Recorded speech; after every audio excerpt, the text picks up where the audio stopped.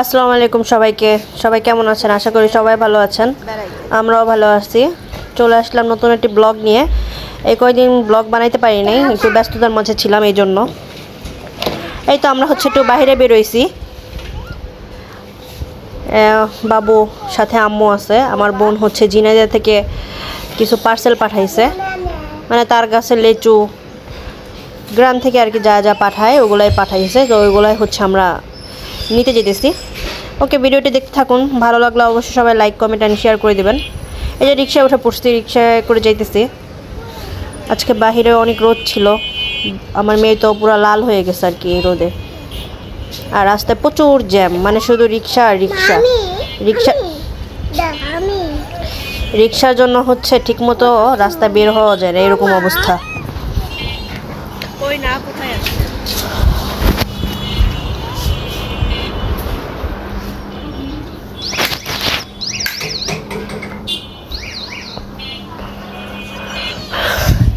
তো রিক্সা যাচ্ছে।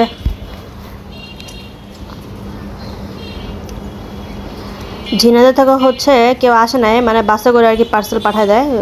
তো ওই বাসের নাম্বার দিয়ে দিলে আমরা যে আর কি নিয়ে আসতে পারি। আমাদের বাসা থেকে প্রায় ভালোই দূর, গাবতলী যেহেতু। এই তো গাবতলীর রাস্তা,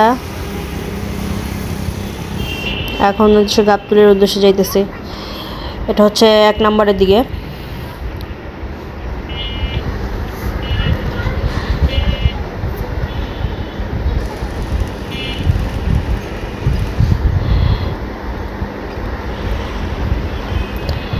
এটা 1 নম্বরের কাছেও না, ডেন্ট হসপিটালের সামনে। এই তো আমাদের বাস চলে আসছে। এই বাসের মধ্যে যা পাঠাইছে সেই পার্সেলগুলি আছে। তা আম্মু গেছে আর কি পার্সেল নিতে। মানে এত রোদ ছিল বাহিরে, ধারণার বাহিরে। আমার মেয়ে তো রীতিমতো কান্না করে দিতেছে রোদের জন্য। আমি যাইতাম না, যেহেতু আম্মু বাসটা চিনতে পারবে না, এই জন্য আম্মুর সাথে আমার যাওয়া। তারা বাসে যারা ছিল তাদের মালসামানা নামাইতেছিল। নাম কও।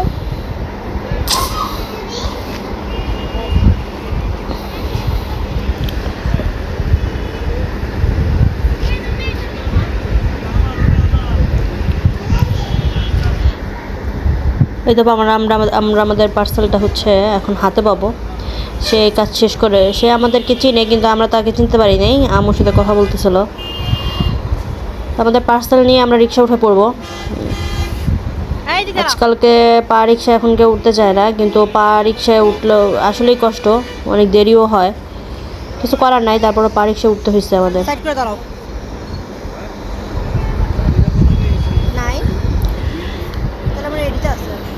বাসায় থাকলে আর কি গরম বোঝা যায় না, যেহেতু আমরা নিচতলায় থাকি, তো গরমটা ততটা অনুভব করতে পারি না। বাইরে গেলে আর কি বোঝা যায়। এই তো আমাদের পার্সেলটা দিয়ে দিবে।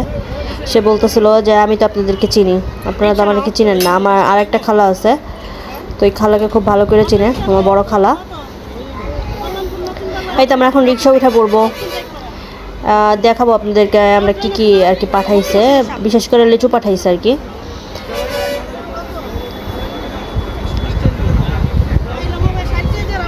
এগুলোর মধ্যে ছিল কচু, ছিল আম, ছিল এই কার্টনের মধ্যে লেচু ছিল। এটা আমার ছোট খালার জন্য, আমার বড় খালার জন্য, আর আমাদের জন্য পাঠাইছে আমার বোন। আমার আম্মু আবার রাস্তা থেকে একটু আটা কিনে নিছে। বাসায় আসার পর আমরা বললাম এই তো বাসায় চলে আসছি। বাসায় আসলাম, গাছটা অনেক বড় গাছ।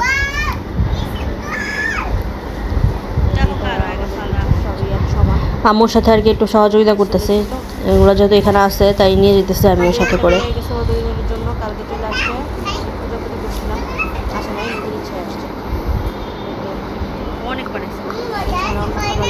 বাসার মধ্যে যাবো। এই যে পার্সেলগুলি, কার্টনের মধ্যে ছিল লেচু।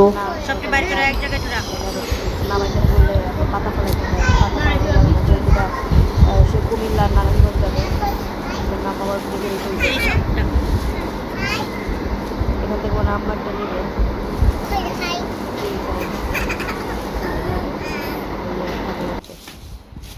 ওই যে আমার বিড়াল কি করে। ওকে, সবাই ভালো থাকবেন। আল্লাহ হাফেজ। কিছু পাচ্ছে